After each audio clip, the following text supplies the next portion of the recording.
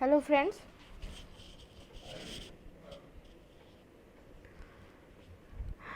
ये इम्यूनिटी का continuation video है।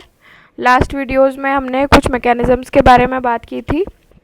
इसमें हम फेगोसाइटोसिस और इन्फ्लेमेशन के प्रोसेस डिस्कस करेंगे।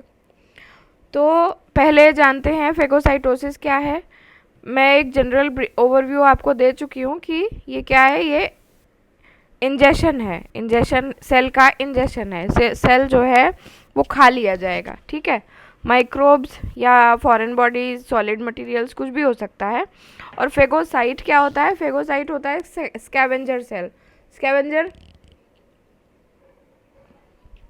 स्कैवेंजर सेल मतलब वही है कि ये खा लेगा, ठीक है। तो स्कैवेंजर सेल्स कौन से होते हैं? न्यूट्रोफिल्स होते हैं, मोनोसाइट्स होते हैं और मैक्रोफाजेस होते हैं। मैक्रोफाजेस फर्दर कितने टाइप के देखिए, वॉन्डरिंग मैक्रोफाजेस हैं जो कि मोबाइल होंगे टिश्यूज़ में, और फिक्स्ड मैक्रोफाजेस हैं जिनकी एक पर्टिकुलर जगह है, वो उसी जगह पे होंगे, ठीक है। ये क्या होते हैं? ये मोनोन्यूक्लियर सेल्स होते हैं, सिंगल न्यूक्लियर मोनोन्यूक्लियर सेल्स होते हैं, जिसको कि ये मैक्रोफाजेस क्या होते हैं? मैक्रोफाजेस मोनोन्यूक्लियर सेल्स होते हैं, ठीक है। और इसको पहले हम रेटिकुलो एंडोथीलियल सिस्टम में गिनते थे। ये ऑब्सोलीट क्लासिफिकेशन हो गई, पहले हम लोग ऐसा करते थे। डायग्राम में आपसे डिस्कस कर चुकी हूँ। क्या होगा? ये आपका फॉरेन पार्टिकल है। इस फॉरेन पार्टिकल के अगेंस्ट क्या होगा? प्लाज्मा मेम्ब्रेन में एक इन्वेजिनेशन होगा। ये इन्वेजिनेशन बढ़ता जाएगा और फाइनली क्या होगा? ये जो मेम्ब्रेन है ये जॉइन हो जाएगी और ये एक फूड वैक्यूल बना लेगा, ठीक है। इस तरह से ये जो है ये मैक्रोफाज या फेगोसाइट के अंदर आ जाएगा और फेगोसाइटोसिस का प्रोसेस जो है वो होगा। फर्दर इस सिस्टम के कंपोनेंट्स क्या हैं? देखिए, फुल बॉडी में इसके कुछ मतलब जैसे क्या ज़रूरी है, जो भी गंदगी या टॉक्सिन्स या केमिकल सब्सटेंसेस जो कि रिलीज़ हो रहे हैं बॉडी में, जिसकी बॉडी को ज़रूरत नहीं है और वो हमको हार्म कर रहा है, तो उसका लगातार वापस क्लीन होना या बाहर निकलना ज़रूरी है, ठीक है। जैसे झाड़ू लगनी ज़रूरी है, तो ये झाड़ू लगाने के लिए हमारे पास फुल बॉडी में सेल्स हैं, ठीक है। कौन कौन से सेल्स हैं? ये इम्पॉर्टेंट क्वेश्चन है आपके प्रॉफ के लिए भी और आगे चल के आपके जो एंट्रेंस एग्जाम्स होंगे उनके लिए भी। तो इसके क्या है? देखिए, लिवर में क्या हुआ? कुपर सेल्स, लंग्स में मैक्रोफाजेस, ब्रेन में माइक्रोग्लाया, बोन में ऑस्टियोक्लास्ट और किडनी में मिजेंजियल सेल्स, कनेक्टिव टिश्यूज के अंदर हिस्टियोसाइट्स, स्किन के अंदर लैंगरहैंस सेल्स और स्प्लीन और लिम्फ नोड्स में कौन से? टिश्यू मैक्रोफाजेस, ठीक है। ये आपके क्लीनिंग के लिए सेल्स हैं, ठीक है। रेटिकुलो एंडोथीलियल सिस्टम के अंदर ये सब चीज़ें आ जाती हैं, यहाँ फेगोसाइटोसिस हो जाएगी, ठीक है। फर्दर देखते हैं इन्फ्लेमेशन और फीवर, ये मैकेनिज्म्स हमको देखनी है। तो इन्फ्लेमेशन की बात करते हैं। इन्फ्लेमेशन क्या है? इन्फ्लेमेशन हमारा एक डिफेंस रिस्पॉन्स है, ठीक है, हमारी बॉडी का डिफेंस रिस्पॉन्स है, ठीक है। इसमें क्या होता है कि मान लीजिए कोई इंजरी हुई, ठीक है, फिर क्या होगा? हमारी बॉडी कैसे रिएक्ट करेगी किसी इंजरी को? ये हमारा इन्फ्लेमेटरी रिस्पॉन्स है, डिफेंस मैकेनिज्म है भाई। तो फिजियोलॉजी क्या कहती है? हमारी बॉडी क्या चाहती है? वो हमेशा चेंज को अपोज करती है, ठीक है, और अपनी नॉर्मल कंडीशन को मेंटेन करने के लिए सारे संभव प्रयास करती है, ठीक है। तो इन्फ्लेमेशन जो है डिफेंस मैकेनिज्म है। इसके अंदर क्या होगा? देखिए, 5 इसके कैरेक्टरिस्टिक फीचर्स हैं। र्यूबर या रेडनेस, डॉलर या पेन, कैलर या हीट, ट्यूमर या स्वेलिंग और फंक्शियोलेसा मतलब लॉस ऑफ फंक्शन, ठीक है। ये देखिए, ये इसकी स्टेजेस हैं। स्टेजेस क्या है देखिए, बहुत सिस्टमेटिक है ये, इसको समझ लेंगे तो किसी भी चीज़ में लिख लेंगे। ये एक बहुत पूछा जाने वाला क्वेश्चन है, इसको हम फिजियोलॉजी में अलग पढ़ते हैं। नेक्स्ट प्रॉफ में आपके जब मैं पैथोलॉजी पढ़ाऊंगी तो इसके अलग चीज़ें पढ़ाऊंगी, ठीक है। फिजियोलॉजी में आपको ये जानना है कि इन्फ्लेमेटरी प्रोसेस में हो क्या क्या रहा है, वही जब आप पैथोलॉजी पढ़ेंगे तब आप ये जानेंगे कि कौन से केमिकल्स निकल रहे हैं, ठीक है। ओवरव्यू हम लोग अभी भी देख लेंगे, नेक्स्ट ईयर में इसका थोड़ा एक्सटेंशन पढ़ेंगे।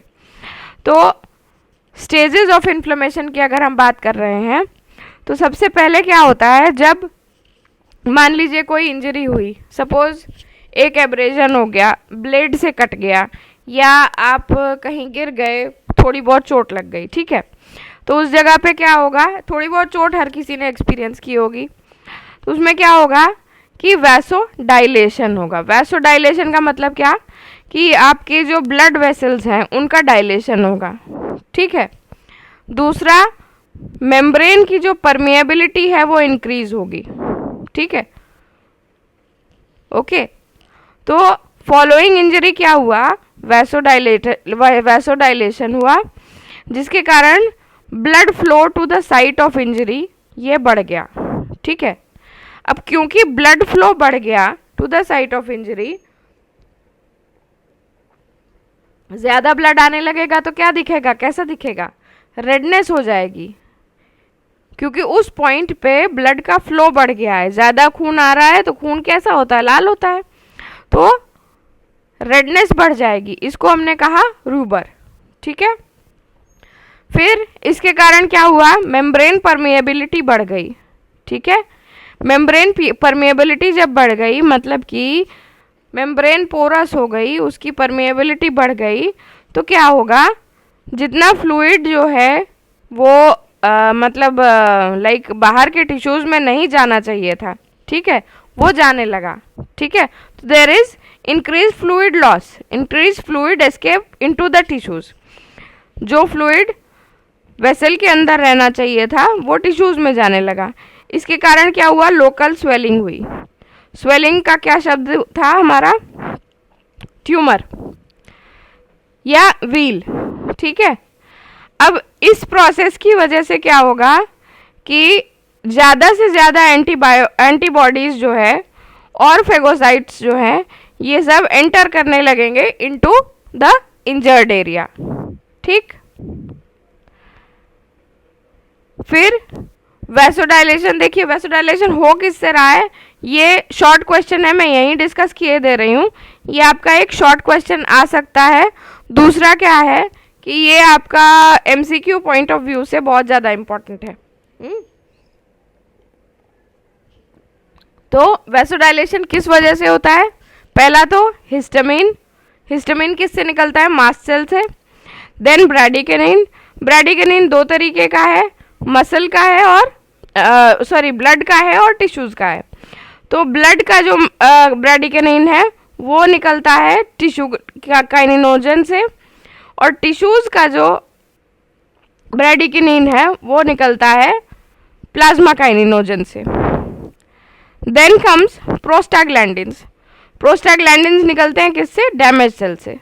और कॉम्प्लीमेंट प्रोटीन्स ये किससे निकलते हैं, ये कॉम्प्लीमेंट सिस्टम के एक्टिवेशन के बाद होता है, कॉम्प्लीमेंट सिस्टम पढ़ाऊंगी आगे। Then comes your arteriolar dilation, arteriolar dilation के कारण क्या होता है, आपका ब्लड फ्लो इंक्रीज होता है, जिसके कारण लोकल टेम्परेचर भी बढ़ जाता है, ठीक है। और ये रेडनेस जो हमारे यहाँ लोकलाइज हो गई थी वो स्प्रेड होने लगती है, इसको बोलते हैं रूबर। तो ये आपका ट्रिपल रिस्पॉन्स ऑफ इन्फ्लेमेशन है, जिसमें क्या क्या होता है,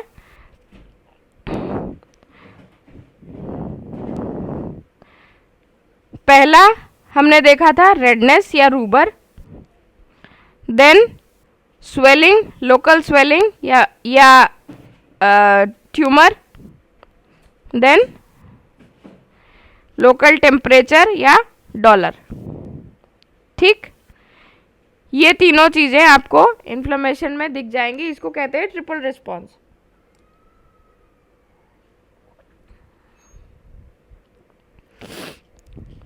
अब देख लीजिए सेकेंड स्टेज क्या है, phagocyte migration and phagocytosis.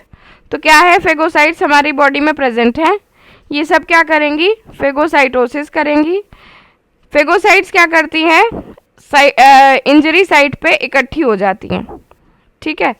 Circulating phagocytes हमारी साइट ऑफ इंजरी पे इकट्ठी हो जाती हैं, किस सीक्वेंस में, पहले neutrophil, then monocyte, then macrophage, ठीक है।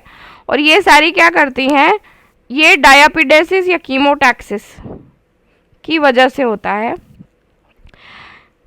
ये इन्फ्लेमेटरी रिस्पॉन्सेज कंटिन्यू होते हैं, यही फेगोसाइट्स लड़ते हैं, स्कैवेंज करते हैं सेल्स को। फाइनली जब ये इनकी कैपेसिटी ख़त्म हो जाती है देन दे डाई। और ये डेड फेगोसाइट्स और डैमेज टिश्यू क्या बनाता है, पस बनाता है, ठीक। अब ये पस जो है अगर ये ड्रेन होता रहता है तब तो कोई बात नहीं, नहीं तो अगर ये नहीं ड्रेन होता है तो क्या बना देगा, एब्सेस बना देगा, ठीक है। एब्सेस कैसी दिखती है, I will tell you later, ठीक। थर्ड जो फाइनल स्टेज है हीलिंग इसकी इन्फ्लेमेशन की, that is tissue repair. Tissue repair क्या है, ये हीलिंग है, ठीक है। ये किस वजह से होती है, फाइब्रोब्लास्ट से, फाइब्रोसिस कहते हैं ना, कैल्शियम डिपोजिशन हो गया, फाइब्रोसिस हो गई। तो इसमें क्या है कि मैक्रोफाजेस और एपिथेलियल सेल्स अपीयर होते हैं किस पे, साइट ऑफ इंजरी पे, ठीक। और ये एक इम्पॉर्टेंट क्वेश्चन है, ये आपसे शॉर्ट नोट पूछा जा सकता है, बढ़ा करके आप कितना भी लिख दीजिए, लेकिन ये शॉर्ट नोट भी हो सकता है। ये आपका नीट का तो बहुत ही मतलब लाइक इम्पॉर्टेंट क्वेश्चन है, एमसीक्यूज इसमें से काफ़ी आते हैं कि what are the markers of inflammation. तो इन्फ्लेमेशन आपका अक्यूट क्रोनिक दो तरीके का है। अक्यूट इन्फ्लेमेशन मतलब कि रीसेंट इन्फ्लेमेशन, इन्फ्लेमेशन जब शुरू होगा तो सबसे पहले क्या बढ़ेगा, तो ये जो है, ये देखिए, ये आपका सी रिएक्टिव प्रोटीन या क्रॉस रिएक्टिव प्रोटीन जो है ये सबसे पहले बढ़ता है। हम लोगों ने सॉरी हम लोगों ने कोविड पैंडेमिक देखा है, तो कोविड पैंडेमिक में ये इम्पॉर्टेंट था कि आप पेशेंट की सीआरपी कराते थे, क्रॉस रिएक्टिव प्रोटीन उसका चेक कराते थे। अगर क्रॉस रिएक्टिव प्रोटीन बढ़ा हुआ है मतलब कि इन्फ्लेमेशन बढ़ा हुआ है, ठीक है। तो ये एक डायरेक्ट मार्कर है अक्यूट इन्फ्लेमेशन का। अगर क्रॉस रिएक्टिव प्रोटीन बढ़ा है इसका मतलब कि आपका अक्यूट इन्फ्लेमेशन किसी तरीके का है। तो क्रॉस रिएक्टिव प्रोटीन जो है ये बहुत ही एमिनेंट मार्कर है अक्यूट इन्फ्लेमेशन का। Then comes fibrinogen, haptoglobin, C3 complement protein और orosomucoid protein, serum amyloid protein A, ये सब आपको याद होने चाहिए। फिर क्रोनिक इन्फ्लेमेशन की बात करें तो आता है interleukins, helper T cells, tumour necrosis factor और ईओटैक्सिन, ठीक है। इस लिस्ट में और कई सारे होते हैं, ठीक है, मैंने इतना ही बताए, like I don't want to confuse you. ये सब आपके लाइक मेडिसिन जब तक हम लोग पढ़ेंगे, फाइनल ईयर में पहुंचेंगे, तब तक उसमें काफ़ी कुछ हो जाएगा पढ़ने के लिए। तो with this I conclude my video. मैंने अभी फीवर डिस्कस नहीं किया है, नेक्स्ट कुछ वीडियोज़ में हम फीवर और फिर स्पेसिफिक डिफेंस रिस्पॉन्सेज के बारे में पढ़ेंगे, फिर इम्यूनिटी कैसे काम करती है ये देखेंगे, ठीक है। होप आपको इतना समझ में आया है। तो if you like my video please like, share and subscribe. Thank you.